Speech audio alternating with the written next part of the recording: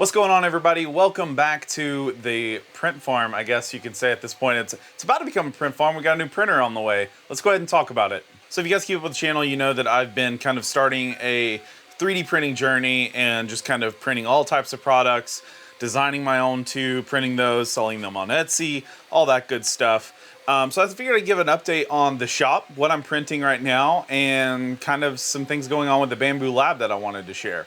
By the way, I know I talk about the Bambu lab a lot. It's just because it's just such a new machine and there are a lot of good things and a lot of bad things about it. But before we get into that, let's go ahead and chat through some of the latest with the Creality Ender 3. So I believe in the last video I was sharing that I recently did some upgrades to the Ender 3, added a auto bed leveler, and I've been recently running outside of the dryer. I've actually just went back to the standard well, I'm using Polymaker right now, but I'm using a standard spool holder as well as like this filament guide.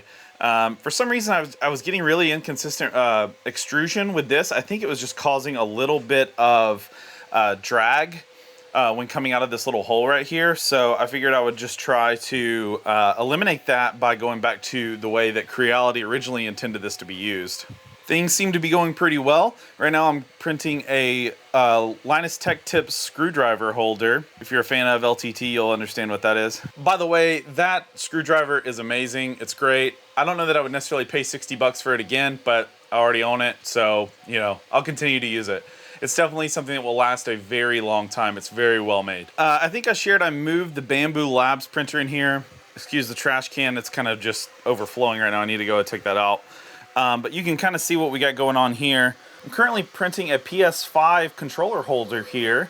I think I may actually be selling this one, I'm not sure. Actually, this one may be for my personal collection. I don't think I'm selling this one. But if I was selling it, it would be available on my Etsy store. Link is down below. The Bambu Lab printer has been working very well. I love the P1P. I started a arc build with it. I actually got all the parts printed out for it, but haven't put it on yet. I was running into some issues with the brass inlets, I think is what they're called. Basically the things that you just kind of heat up and put them in the plastic. Matter of fact, let me show you what those look like. So here's parts of the build that I'm working on. You can see here the little gold things are what you have to use a soldering iron here and inlay those. I bought this hardware kit that came with all the plexiglass and the hardware that you need for this design. It's from 3D Sorcerer.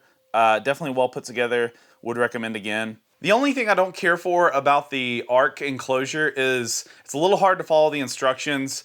They try to do their best, but it's just such a very busy build that it's a lot to keep up with. So I'm having some issues following along with it and making sure I'm using the right screws in the right places, but we'll get through it eventually, and then my P1P will be enclosed. I was running into some issues with Overture PLA with the P1P as well. I finally worked that out. I ended up having to bump the temperatures up and then redoing the flow calibration for it.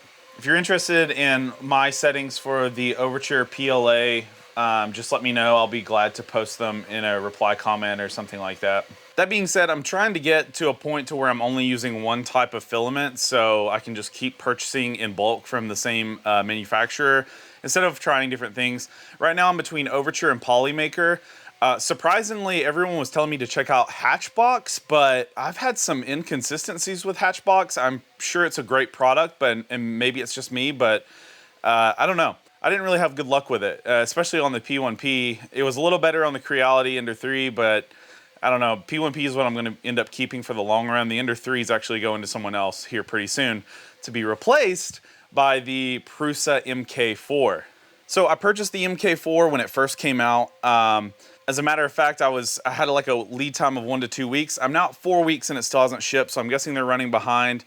Honestly, customer service hasn't been the greatest. I haven't been rude or anything. I've just been, checking in like, hey, just wondering if this is shipped. I was told, 1 to 2 weeks. This is my first Prusa printer, and apparently this is a common thing with their ship times of just being unrealistic. So hopefully I'll get that very soon. I'm excited to get my hands on the MK4. It looks like it's a pretty solid workhorse. There's a few kinks that a lot of people are seeing right now, but I'm sure that, it'll get worked out and, it will be definitely just as good, if not better, than its predecessors. I know it's a lot faster. So that's just a little quick update on what's going on here at my little print shop. So if you're interested in any other videos or you have questions about what I'm doing right now, be sure to drop a comment below and I'll get back to you as soon as possible. See you guys next time on Shayaway Tech.